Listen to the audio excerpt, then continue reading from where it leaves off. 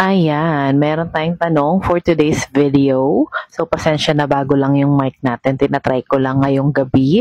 Nakakapag-mens po ba yan? Ito pong ating Mega Life ay para sa mga babaeng merong PCOS. Ayan, nakaka-regulate siya ng menstruation. Nakakapag-produce siya ng mas magandang egg tayong mga babae kapag everyday tayo nagtitake ng Mega Life.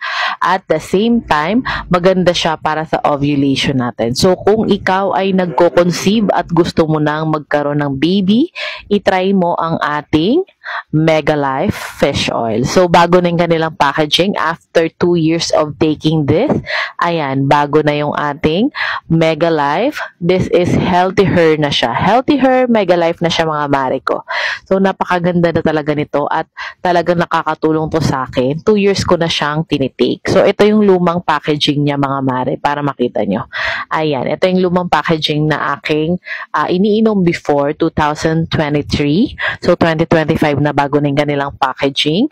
I-try nyo to, maganda rin siya. Hindi na ako masyado nagkakaroon ng mood swings dahil maganda na talaga ang aking, maganda na talaga yung pakiramdam ko about this, this supplement, no?